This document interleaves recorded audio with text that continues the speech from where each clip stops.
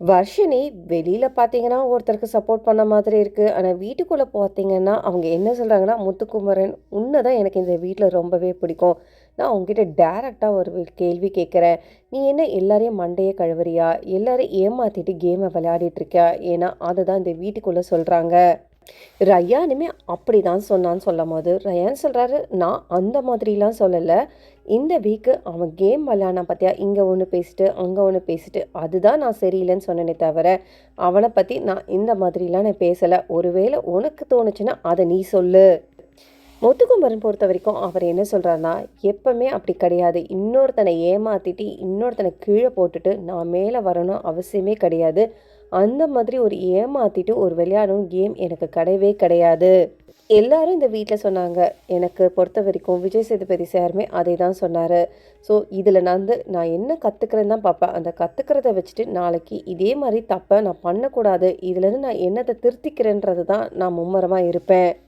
இவர பத்தி ஒரே ஒரு கம்ப்ளைண்ட் இந்த வீட்டுக்குள்ள இருக்கிற கண்டஸ்டன்ட் எல்லாருமே ஒட்டுமொத்தமா வைக்கிறது என்னன்னா, கேமுன்னு வந்துட்டா போதும், முத்துக்குமரன் பொறுத்தவரைக்கும் அவரு அரண் சார்ந்தமா விளையாட மாட்டேங்கிறாரு. ஆனா, அத தாண்டி பார்த்தீங்கன்னா, மனுஷன் பொறுத்தவரைக்கும் ரொம்பவே நல்ல மனுஷன்னு சொல்லிட்டு தான் எல்லாருமே சொல்லிட்டு இருக்காங்க.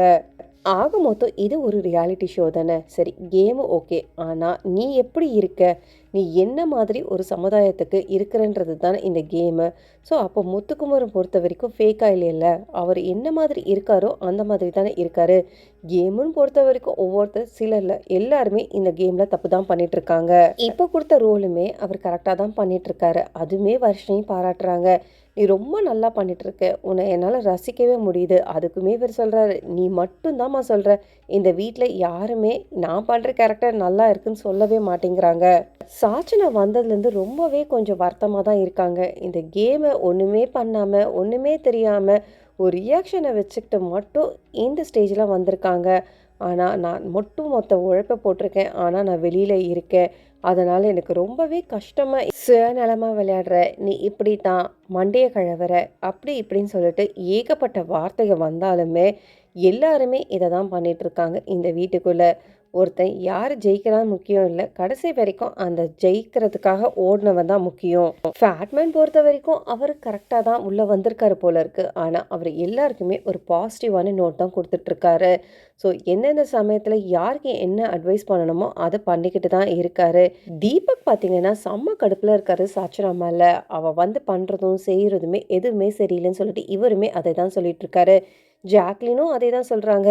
என்னையும் முத்துவும் வச்சுட்டு ரயானுமே சொன்னா, ஏதோ வெளியில போயிட்டுருக்கு. நான் அத கண்டுக்க கூட இல்ல.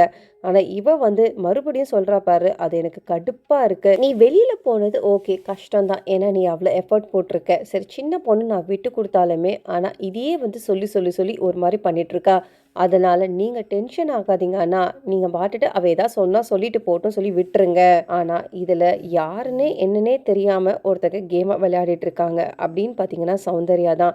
சௌந்தர்யா பொறுத்தவரைக்கும் அவங்களோட எஃபர்ட் எல்லாம் போட்டுட்டு இருக்காங்க. ஆனா, அவங்களால ஃபைனல் கண்டஸ்டன்ட்டா வர முடியுமான்னு தெரியல.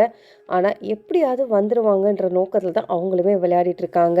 முத்து பார்த்தீங்கன்னா, டாப் 1ல அன்அஃபிஷியல் வோட்டிங்ல இருந்துகிட்டே தான் இருக்காரு. 2ண்டு சௌந்தர்யா.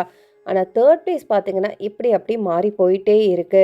ஸோ, தீபக் பார்த்தீங்கன்னா, இப்ப லீஸ்ட் பொசிஷன் கூட வந்துட்டாரு. ஸோ, அத பத்தி என்ன நினைக்கிறீங்கன்னு சொல்லிட்டு கமெண்ட் பண்ணிட்டு, பிக் பாஸ் தமிழ் 8 சம்மந்தமான லைவ் அப்டேட் பார்க்கறதுக்கு என் சேனல மறக்காம சப்ஸ்கிரைப் பண்ணி சப்போர்ட் பண்ணுங்க. தேங்க்ஸ் ஃபார் வாட்சிங் மக்களே.